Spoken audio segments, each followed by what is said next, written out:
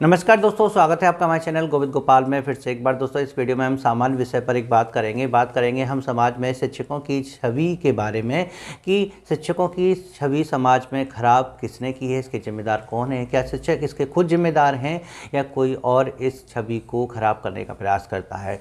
हम बात कर रहे हैं प्रिंट मीडिया में छपी एक ऐसी खबर को लेकर जिसको लेकर शिक्षकों ने आपत्ति जताई है और उसमें लिखा है कि अब शिक्षकों की काली कमाई नहीं छुपेगी। शिक्षकों को अपनी काली कमाई का ब्यौरा मानव संपदा पोर्टल पर देना होगा। जबकि बात यह है कि महानिदेशक महोदय ने एक आदेश जारी किया है जिसमें अब शिक्षक, शिक्षणेतर कर्मचारी और यहाँ तक के अधिकारी सभी को मानव संपदा पोर्टल पर अपनी चल और अचल संपत्ति का ब्यौरा देना है।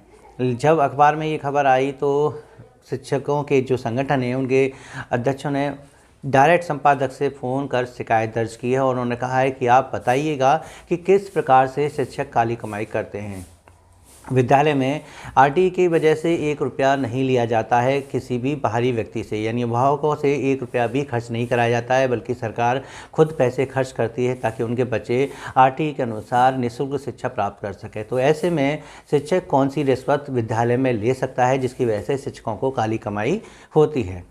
साथ ही साथ जो विद्यालय का अनुदान आता है, अगर उस अनुदान को वो काली कमाई कहना चाहते हैं तो ये भी शायद उनको नहीं पता है कि अब वो प्रक्रिया नहीं रही है कि जहां पेमेंट कैश किया जाता था, अब पेमेंट भी ऑनलाइन के माध्यम से किया जाता है, पीएफएमएस पोर्टल के माध्यम से पेमेंट किया जाता है, जो कि एक बहुत ही सही व्यवस्था है। जिसके बाद कोई ऐसी गुंजाइश नहीं बचती है कि किसी भी तरह से किसी भी पैसे का गबन किया जा सके। हम ये भी नहीं कहना चाहते कि इससे पहले कभी कोई शिक्षक ऐसी काली कमाई करते थे, क्योंकि काली कमाई का मतलब होता है कि बहुत ही ज़्यादा पैसा जो उसके वेतन या मानदेय से अलग होता है।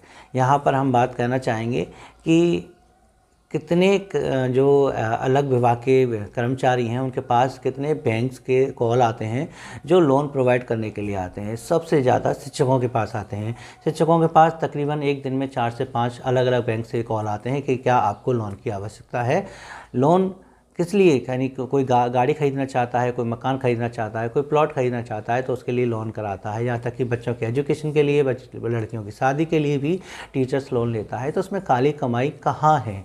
और ये एक मानसिकता है कि अखबार में बड़ी हेडिंग शिक्षकों की काली कमाई छापी गई है, जबकि उसमें लिखा हुआ है कि ये आदेश सभी विभागों के लिए है। सभी विभाग आएंगे, इसमें धीरे धीरे करके सभी विभाग आएंगे और किस विभाग में कितनी काली कमाई होती है ये जनता सब जानती है, लेकिन जो नहीं जानती है उसको जानने के लिए झूठी बात फैलाई जाती है कि विद्यालय में भी, एक सरकारी विद्यालय में भी काली कमाई का कोई जरिया है। तो शिक्षकों की काली कमाई को लेकर आपत्ति बहुत जताई है। यहाँ तक कि ट्विटर पे भी इस अखबार की कटिंग को लेके एक अभियान चलाया गया जिसमें टैग किया गया और इसकी आलोचना की गई, निंदा की गई कि आप समाज में ऐसी भ्रांतियां फैला रहे हैं जहां शिक्षकों के प्रति जो है लोगों की सोच बदल जाएगी और वो सोचेंगे कि पता नहीं कितना कमा रहे हैं। लेकिन शिक्षकों को कायदे में जो भी मिलता है वो उनका केवल वेतन होता है और उस वेतन से ही वो कई खर्चे विद्यालय में करते हैं। भले ही वो पैसा सरकार के द्वारा बाद में आता है, लेकिन वो पहले विद्यालय में खर्च किया जाता है शिक्षकों के अपने खुद के वेतन से। तो कहीं ना कहीं शिक्षक वैसे एक कहते हैं कि कोई कर्मचारी इस तरह का नहीं है जो एक सिर्फ कार्य करता है, बल्कि वो एक सेवा करता है समाज की, देश की, कि बच्चों का भविष्य सुधार सके, देश का भविष्य बना सके। और ऐसे में अगर उन पर भ्रष्टाचारी होने का आरोप लगाया जाता है तो कहीं ना कहीं उसकी मानसिकता पर इसका प्रभाव पड़ेगा और इसका प्रभाव कहीं ना कहीं बच्चों की शिक्षा पर भी पड़ेगा। तो हम यही चाहते हैं कि ऐसी खबरों से आप परेशान ना हो और अगर जो शिक्षकों संगठन के अध्यक्ष हैं अगर वो इसका समाधान संपादक जी से करके निकाल सकते हैं तो उनको बताइएगा कि शिक्षकों की समस्याओं के बारे में भी कभी अखबार में बड़ी बड़ी हेडिंग से लिखकर छापिएगा कि शिक्षकों को कितनी समस्याओं का सामना करना पड़ता है। तो चैनल पर नए हैं तो चैनल को सब्सक्राइब जरूर कर लीजिएगा बेसिक शिक्षा से जुड़ी अपडेट पाने के लिए। और वीडियो अच्छी लगी हो तो प्लीज़ लाइक कीजिएगा, शेयर कीजिएगा। मिलेंगे आपसे अगली वीडियो में ऐसे ही कुछ अपडेट के साथ। तब तक के लिए नमस्कार, जय हिंद।